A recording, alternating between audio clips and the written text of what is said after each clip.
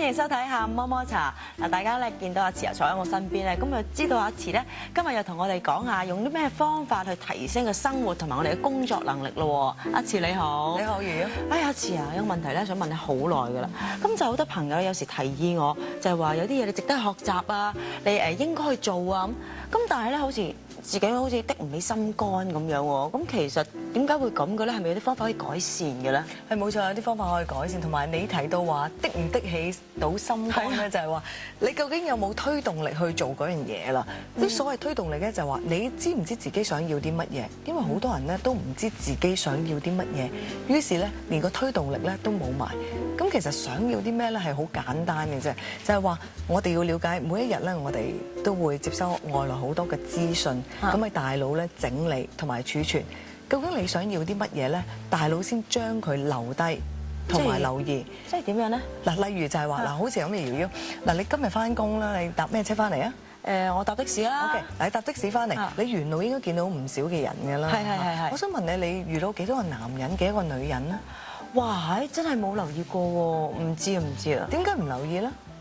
我翻工對我冇影響噶嘛，經過見到幾多個人，所以咪冇留意咯。係啦，呢啲就係你唔關心，亦都唔重視嘅嘢，所以咧喺大腦裏邊咧，你接收咗呢啲資料之後咧，就會全部過濾晒啦。哦，剔走晒。係啦，因為你唔重視同埋唔留意啊嘛，咁留低嘅只係你重視同埋留意嘅嘢。所以咧就係話，如果你要自己有推動力嘅話咧，你要有意識咁話俾大腦聽，你重視啲乜嘢咧？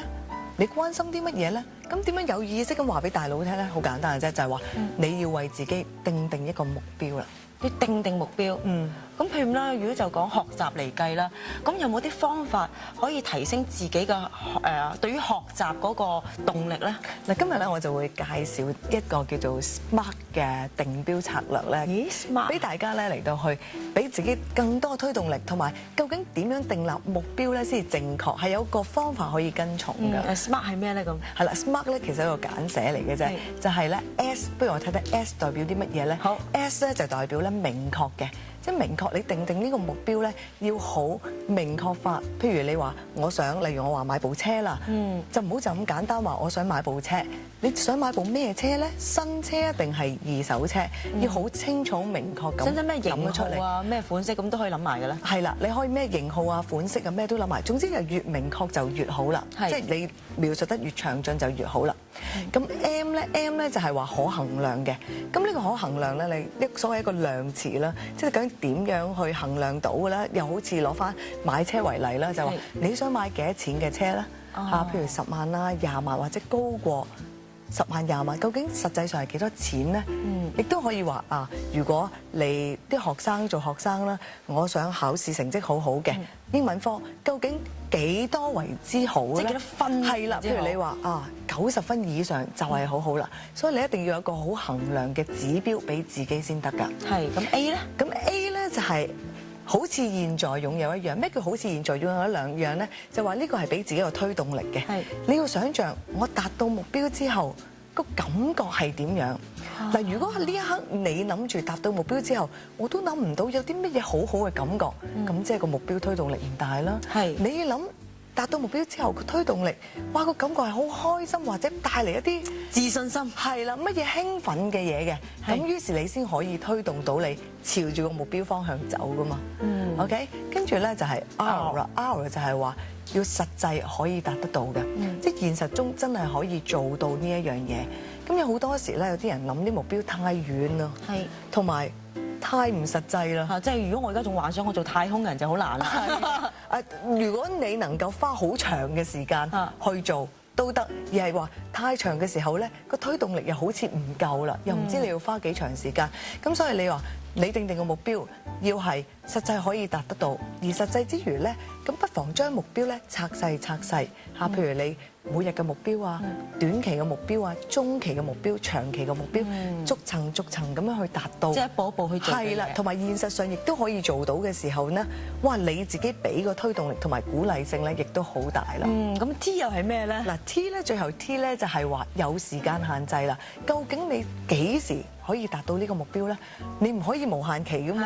正如我就話，你要達到目標，你要實際可以達到資源咧，你要俾個時間佢啦。幾時我要達到咧？俾個時間自己，俾個限制自己嘅時候咧，亦都可以成為一種嘅好大嘅推動力嘅。係咪即係如果諗退休嘅話，都有個時間啊？我係60歲退休，就60歲就係嗰個時間嘅限制咧。冇錯啦。咁其實咧，點解咧要訂立一個目標係咁緊要嘅咧嚇？嗱，目標點解咁緊要啦？好似頭先我所講啦，大腦我哋每一日咧都會收好多唔同嘅資訊啦。咁我哋留低嘅係我哋關心同埋我哋覺得重要嘅信息。咁你話俾大腦聽，你個目標係乜嘢嘅時候咧，佢就會同你去搜索啦。究竟有啲咩你係關心，你係覺得重要？例如瑤瑤，你而家有冇打算買樓或者去租翻層樓咁樣咧？有喎，有喎。嗱，當你去有打算買樓或租翻層樓嘅時候，你開始俾自己有一個嘅目標啦。咁你開始會做啲乜嘢咧？可能會睇下嗰啲樓盤嘅書啊，或者係留意一啲講裝修啊、樓盤價格嗰啲節目咯。係啦。你可能好大範疇啊，樓盤嘅書啊，裝修價格，可能細到咧，你經過一間瓷磚鋪，一嚿磚你都會諗啊，可以鋪喺邊度咧？即係大到好大範疇，細到好細微，你都會留意，因為你為自己定咗一個目標，於是大腦就會幫你留意。相反，如果你唔買樓或者唔租樓嘅時候咧，所有嗰啲地產節目啊，或者啲瓷磚啊、雜誌、裝修根本都唔關你事，你亦都唔會去留意。所以目標咧係好緊要。嗱，頭先咧就講咗咧 SMART 嗰個定標策略啦，不如我又想咧睇下你嚟緊會有啲乜嘢嘅目標，幫你咧用呢個 SMART 嗰個策略咧嚟到去睇下，究竟你個目標咧可唔可以達到，或者亦都幫你咧去製造呢個推動力，好唔好？係，你真係知我心意啊！咁其實咧我就好想學普通話嘅，咁但係咧就真係好似冇乜推動力。咁不如頭先嗰個方法我用一用，你睇下點樣幫我可以達到我嘅目標啊？好啊，嗱，咁首先 S 先啦，S 就係明確嘅。咁你想學普通話，其實普通話有好多部分嘅，你想學啲乜嘢咧？喺邊一部分你想學好啲呢？其實咧，我覺得初步嚟計咧，我諗學普通會話先啦，因為我唔敢講到咁專業住。嗱，你所謂嘅普通會話係咪一個人啦對一個人啦，定係一對一個人以上啦？一個人以上。OK，即係數個，起碼數個。我哋叫做一個小眾或者大眾啦，即係面對群眾。好啦，你講個目標好清楚啦，瑤瑤想學普通話啦，佢想去能夠面對群眾去講普通話嘅。係。OK，咁我哋完咗 S 之後咧 ，M 啦就係話點樣去衡量咧？點樣衡量你學到普通話咧？譬如話你話一個群眾咧，一個以上，究竟幾多個咧？你可唔可以衡量到你面對幾多人？講到普通話，你就覺得你學得成功咧？係咪可唔可以咁樣諗咧？即係話，如果我遇到新加坡人、遇到台灣人，或者係遇到內地嘅朋友，我都可以講到普通話，咁為之一個量咧？可以嗱，除咗係數字之外咧，佢亦都係將一個嘅人咧，譬如就係話普通母語嘅普通話嘅人嘅種類咧，亦都係可以衡量你覺得幾時可以學好普通話啦。OK，咁 M 完咗啦，跟住就 A 咯。嗱，瑤瑤，我而家要你想像。當你學成咗普通話之後，你會有啲乜嘢感覺呢？如果我學成普通話之後，我相信咧，我同其他講普通話嘅人咧個溝通嘅時候咧，我會充滿咗自信，同埋我會夠膽暢所欲言咯。OK。